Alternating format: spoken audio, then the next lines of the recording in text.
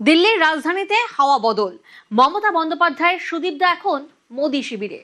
গতকাল মোদীর সঙ্গে বৈঠক করেন এনসিপিআই এ যোগ দেওয়া সুদীপ বন্দ্যোপাধ্যায়। লোকসভায় তৃণমূল ত্যাগে 20 জন সাংসদের আলাদা বসা ও পৃথক স্বীকৃতি পাওয়া নিয়ে আলোচনা হয়। সুদীপ নিজেই জানালেন, মোদীকে তিনি জিজ্ঞেস করেছেন, পরে ভুলে যাবেন না তো? মোদী আশ্বস্ত করেছেন তেমন কিছু হবে না এবং এনসিপিআই কে সব রকম সুযোগ সুবিধা দেওয়ার আশ্বাস দিয়েছেন প্রধানমন্ত্রী।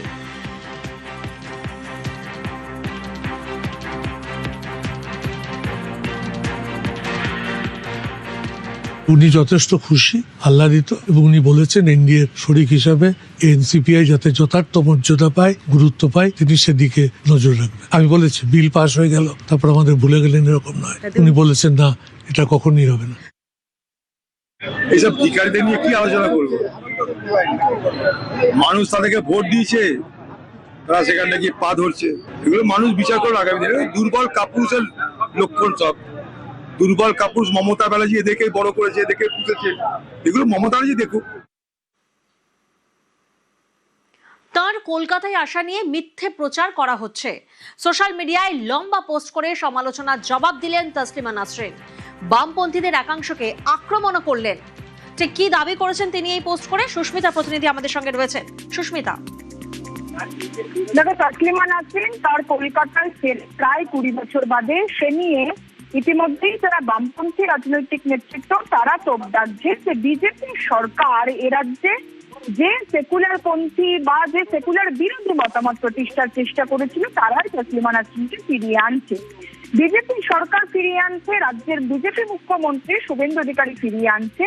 তার কারণ হিসাবে একাধিক সেকুলার পন্থী, সেকুলার বিপক্ষে মতামত তার রাজনৈতিক ব্যাখ্যা দিচ্ছেন বামপন্থী রাজনৈতিক নেতৃত্ব। কিন্তু তসলিমা নাসরিন এবার মুখ খুললেন। তিনি তার সোশ্যাল মিডিয়া মাধ্যমে পোস্ট করে জানিয়েছেন যে কলকাতায় আমন্ত্রণ জানিয়েছে একটি সংগঠন যার নাম সেকুলার মিশন এবং যে সংগঠনের কর্ণধার একজন প্রগতিশীল মুসলিম ওসমান গনি মল্লিক। এবং বিজেপি কলকাতায় নিয়ে যাচ্ছে কিনা সেই প্রশ্নের উত্তরে তিনি স্পষ্ট করে বলেছেন যে বিজেপি কি পশ্চিমবঙ্গ সরকার কলকাতায় নিয়ে আসছে না। পশ্চিমবঙ্গ সরকার শুধুমাত্র তার কলকাতায় আসা এবং তার পরবর্তী সময় সে নিরাপত্তাটুকু প্রদান করবে। যে নিরাপত্তা প্রদান করতে পারবে না বলেই 2007 সালে বুদ্ধদেব ভট্টাচার্যের সময়কালে বাম সরকার তাকে কলকাতা থেকে বিতাড়িত করেছিল। যে নিরাপত্তার প্রশ্নে তৃণমূল কংগ্রেসের দীর্ঘ 15 বছরের সময়কালে তাকে কলকাতায় ফেরানো হয়নি। কিন্তু এবার তিনি কলকাতায় ফিরছেন একটি সংগঠনের ডাকে, যে সংগঠনের নাম সেকুলার মিশন। তাদের অনুষ্ঠানে তাকে আমন্ত্রণ জানানো হয়েছিল এবং তিনি সেখানে আসার জন্য সম্মতি জ্ঞাপন করেছেন। তবে পশ্চিমবঙ্গ সরকার কিংবা রাজ্য বিজেপি কোন রাজনৈতিক দলের ডাকে তিনি কলকাতায় আসছেন না। পশ্চিমবঙ্গ সরকার, রাজ্যের প্রশাসনিক কর্তারা, রাজ্যের প্রশাসনিক ব্যবস্থা মারফত তাকে শুধুমাত্র কলকাতায় আসা এবং তার পরবর্তী সময়ে তাকে নিরাপত্তাটুকু প্রদান করবে। এই যে বর্বরতা বা এই যে ধর্মান্ধতা বিষয় বা অজ্ঞতা সম্পর্কে যে তিনি মুখ খুলেছিলেন, তিনি 2007 সালে যে দ্বিখণ্ডিত নিয়ে এত কিছু রাজনৈতিক টালমাটাল পরিস্থিতির সৃষ্টি হয়েছিল, তার পরবর্তী সময় তার দীর্ঘ 20 বছর কলকাতা ছাড়া হওয়া এবং তারপর তার কলকাতায় 1 আগস্ট আসা নিয়ে বাম রাজনৈতিক নেতৃত্ব তারা একাধিক মন্তব্য, একাধিক মতদ্বন্দ্ব সেটি তৈরি করার চেষ্টা করছে। তবে সেই মতদ্বন্দ্ব বা সেই সকল যে বক্তব্য, সেই বক্তব্যকে নস্যাৎ করে তসলিমা নাসরিন তিনি নিজে বললেন যে তিনি পশ্চিমবঙ্গে আসছেন বা কলকাতায় আসছেন বিজেপি বা রাজ্য সরকারের কোনো ডাকে নয়, সেকুলার মিশন নামে এক সংগঠনের ডাকে বিজেপি বা রাজ্যের বর্তমান সরকার তাকে প্রশাসনিক নিরাপত্তা প্রদান করবে। বেশ,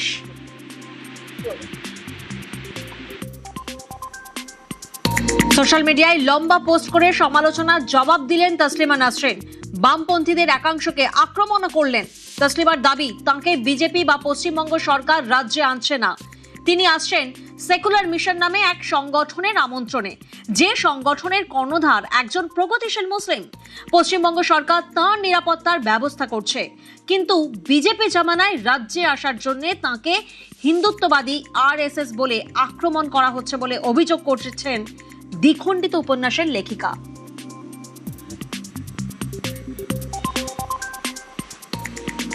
বরাবর চেষ্টা করি দিদিকে ফিরিয়ে আনার জন্য, যে এই যে অন্যায়টা হয়েছে সেই অন্যায়ের একটা প্রতিকার হওয়া দরকার, কিন্তু এতদিন করা সম্ভব ছিল না।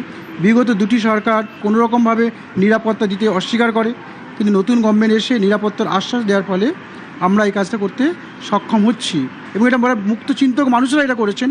সেকুলার মিশন, তার সঙ্গে আরও দুটো সংগঠন এসে জুড়েছেন, human rights beyond frontier foundation. মূলত এই তিনটি সংগঠন এবং প্রচুর মুক্ত সংখ্যক মানুষ যারা মত প্রকাশের স্বাধীনতায় বিশ্বাসী, তারা এই অনুষ্ঠানটি করছেন এবং তারাই তসলিমাকে নিয়ে আসছেন।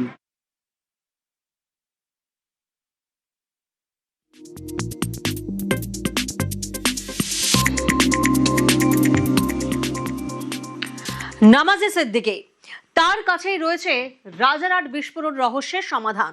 দক্ষিণ নারায়ণপুরের ভাড়া বাড়িতে বিস্ফোরণ কি দুর্ঘটনা, নাকি ইচ্ছাকৃতভাবেই কোনো বার্তা দেওয়া হয়েছে? তা কি কোনো গভীর ষড়যন্ত্রের অংশ? উত্তর লুকিয়ে নামাজে সিদ্দিকীর কাছে, আর তাঁকে খুঁজছে পুলিশ।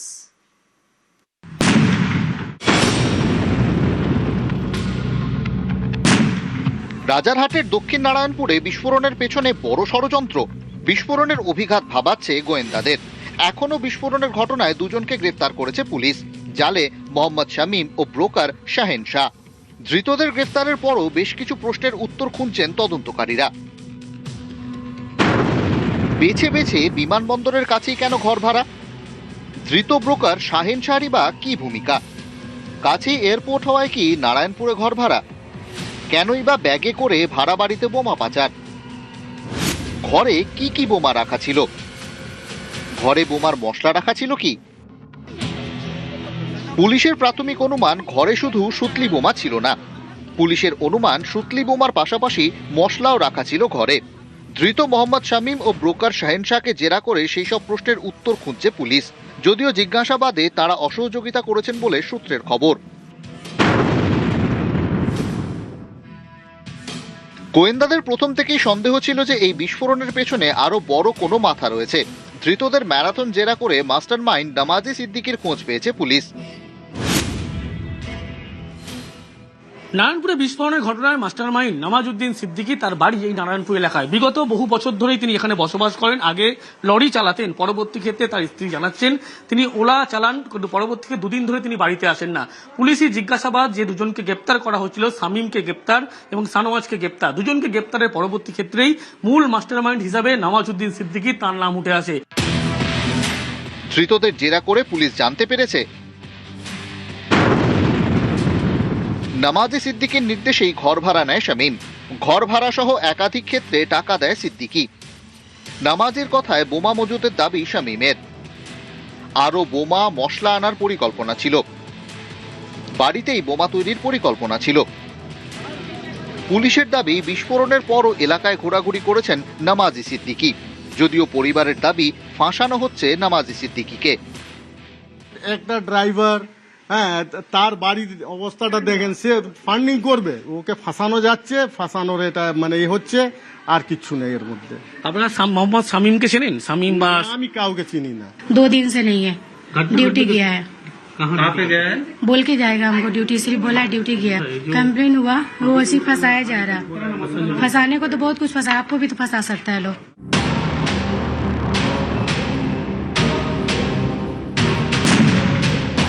রাজারহাট বিস্ফোরণের মূল মাস্টারমাইন্ড নামাজি সিদ্দিকীর বিরুদ্ধে পুরনো 5টি মামলা রয়েছে। সেগুলি তোলাবাজি এবং আগ্নেয়াস্ত্র সংক্রান্ত মামলা। রাজারহাট থানা, নারায়ণপুর থানা, এয়ারপোর্ট থানা এবং কাশীপুর থানায় এই নামাজির বিরুদ্ধে একাধিক পুরনো মামলা রয়েছে।